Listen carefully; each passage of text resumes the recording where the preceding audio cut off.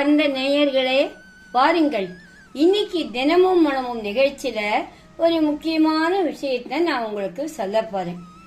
நிறைய பேர் எங்கிட்ட போன் பண்ணி கேட்கறா, இந்த குழந்தை பிறந்தவாளுக்கு என்ன பண்ணணும், என்ன ப்ரொசீஜர், எத்தனை நாள்லேருந்து என்னென்ன பண்ணணுங்கெல்லாம் விவரங்கள் கேட்டிருக்கா. நான் ஆல்ரெடி எல்லாத்தையும் தினமும் மனம் இதில் நான் சொல்லியிருக்கேன்.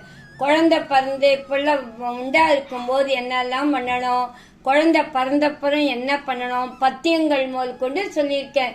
குழந்தை அத முக்கியமா இந்த எண்ணெய் இருக்கு, எண்ணெய் தேய்க்கிறது. குழந்தை பிறந்தா 11வது நாள் பொதுவா தலைக்கு எண்ணெய் தேய்ச்சி கொட்டுற வழக்கம் இருக்கு. அந்த எண்ணெய் தேய்க்கும் போது அந்த எண்ணெயும் எப்படி இது பண்ணணும்னு ப்ரொசீஜர் இருக்கு.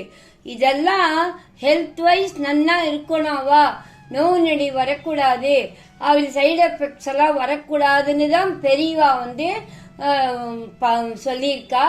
அவ சொன்ன மெத்தட் படி நான் பண்ணியிருக்கேன்.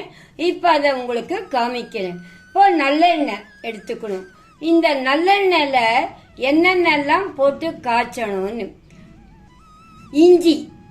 இஞ்சி என்னன்னா கொஞ்சம் நெசுக்கி வச்சுக்கோங்க. ஓமம், ஒரே ஒரு மிளகா கிள்ளக்கூடாது காம்போட, மஞ்சப்பொடி, அரிசி, நல்லெண்ணெய் எடுத்துக்கணும். நல்லெண்ணெயில இதெல்லாம் போட்டு புகைய காய்ச்சி இறக்கி வச்சிடணும். இப்ப நான் காய்ச்சி வச்சதை உங்களுக்கு காமிச்சிருக்கேன். இந்த நல்லெண்ணெய் அப்போல்லாம் எங்க நாங்கெல்லாம் பிள்ளை பெற்றிருக்கச்சு. இப்ப எனக்கு 80 வயசு ஆயிடுத்து. எனக்கு குழந்தை பிறக்கிற காலத்துலாம் இந்த எண்ணெய் முதல் நாளே காய்ச்சி, சின்ன குழந்தை இருக்கிறவாளுக்கெல்லாம் பால் சாப்பிட்ற குழந்தை இருந்தா அவளுக்கெல்லாம் வாத்துக்கெல்லாம் இந்த எண்ணெயை கொண்டு போய் கொடுப்பா. அந்த வழக்கம் இருந்தது. அது என்னன்னு தெரியல, எந்த காரணம்னு கொடுத்துட்டு இருந்தா. ஆனா இந்த மாதிரி நீங்க எண்ணெய் காய்ச்சி வச்சிருந்தீங்கன்னா உடம்புக்கு ரொம்ப நல்லது. குழந்தைக்கு இப்ப மாடர்ன் ஆயில் நிறைய வந்துட்டு, அவ இஷ்டம். இந்த எண்ணெய் தேய்ச்சாலும் தேய்க்கலாம், இல்ல நல்லெண்ணெய் ஆகாது வரும் அப்படின்னாக்கா தேங்காய் எண்ணெயில கொஞ்சோண்டு சாம்பிராணி போட்டு காய்ச்சி வச்சுருங்க. அத குழந்தைக்கு தலைக்கு உடம்புக்கு தேய்ச்சா ரொம்ப நல்லது.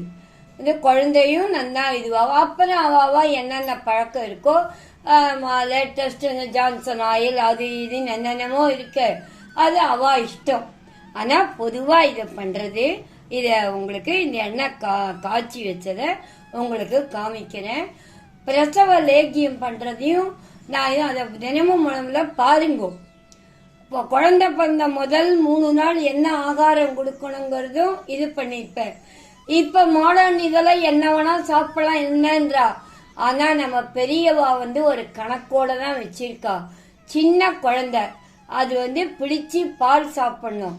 அப்படி பால் சாப்பிடும்போது நிறையவும் சுரக்க கூடாது, வேகமாவும் வரக்கூடாது.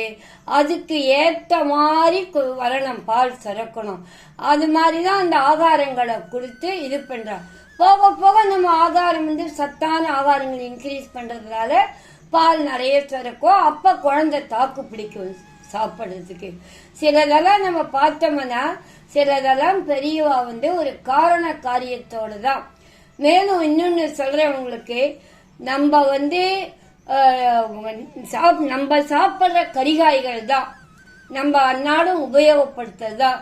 இதிலேயே உடம்புக்கு எது சூடு பண்ணும், எது சீத்தளம் பண்ணும், எது நல்ல குளிர்ச்சியை கொடுக்கும், இது அப்படிங்கறத இது பண்ணி தான் எந்தெந்த ஆகாரம் கொடுக்கணும்னு வச்சிருக்கா.